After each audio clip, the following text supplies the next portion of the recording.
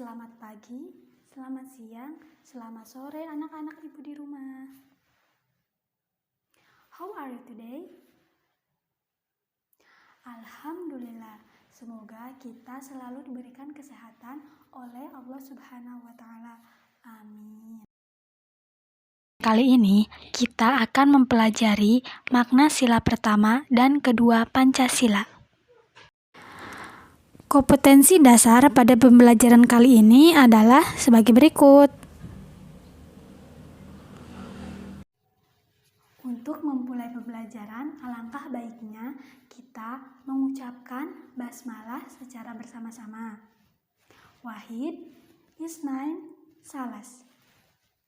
Bismillahirrahmanirrahim. Semoga dengan membaca basmalah sebelum memulai pembelajaran kali ini dapat berjalan dengan lancar. Amin, Allahumma amin. Setiap hari kita harus bersyukur kepada Allah. Bersyukur adalah berterima kasih kepada Allah atas karunia yang telah diberikan. Bersyukur merupakan contoh pengalaman sila pertama Pancasila. Bunyi sila pertama, ketuhanan yang Maha Esa. Sila pertama Pancasila dilambangkan dengan gambar bintang.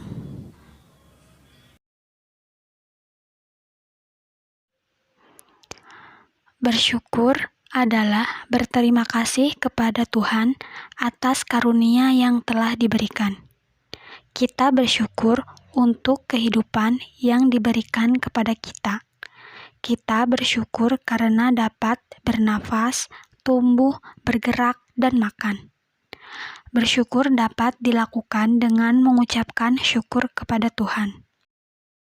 Itu ada dua cara. Yang pertama dengan ucapan. Contohnya memuji kebesaran Tuhan dengan doa dan ucapan. Dengan perbuatan, contohnya merawat dan menjaga kesehatan tubuh. Salah satu sikap bersyukur kepada Tuhan adalah berdoa. Kita diharuskan berdoa pada saat sebelum dan sesudah melakukan suatu kegiatan, misalnya sebelum dan sesudah makan, atau sebelum tidur dan setelah tidur.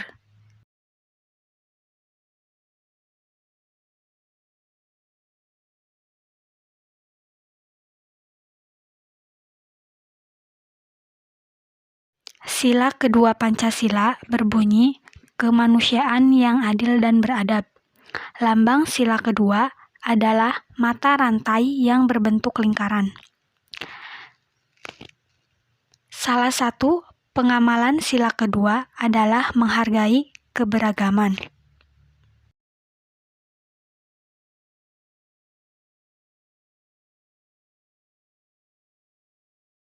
Manfaat sikap bersatu di sekolah adalah sebagai berikut. Pertama, terciptanya suasana kelas yang nyaman dan tertib. 2. Terjalin persaudaraan yang erat. 3. Dapat saling membantu jika mengalami kesulitan. 4. Mencegah terjadinya perselisihan. Keberagaman merupakan karunia Tuhan yang harus disyukuri.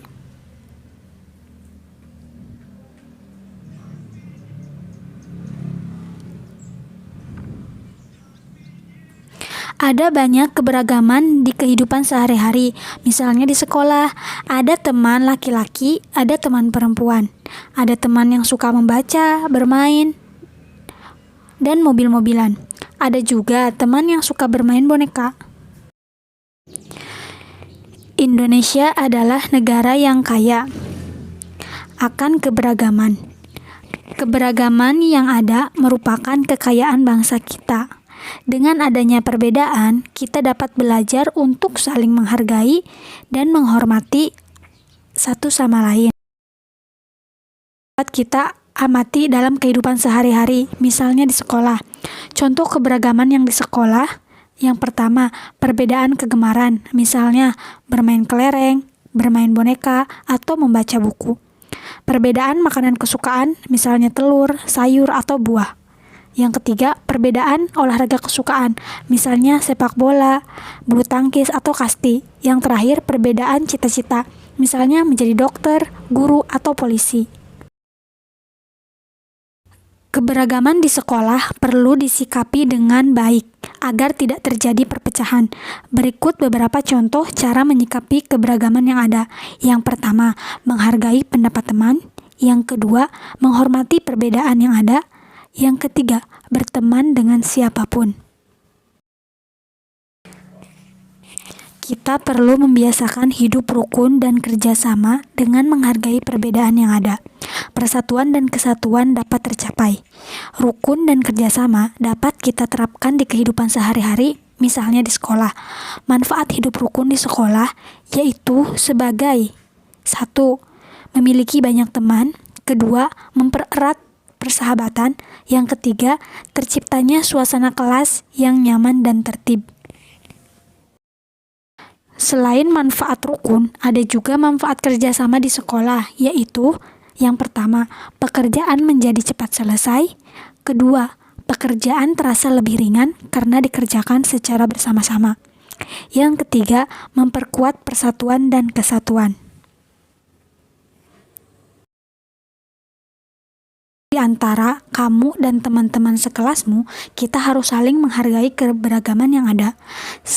Sikap saling menghargai sesuai dengan sila kedua Pancasila. Dengan adanya sikap saling menghargai dan menghormati, persatuan dan kesatuan juga akan tercapai.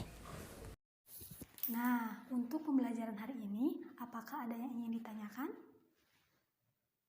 Baik, apabila anak-anak semua ingin bertanya, kalian bisa kirim pertanyaan kalian melalui WhatsApp group. Nanti pertanyaan kalian semua akan Ibu jawab. Oke, untuk pembelajaran kali ini dicukupkan sekian dulu. Kurang lebihnya Ibu mohon maaf. Assalamualaikum warahmatullahi wabarakatuh.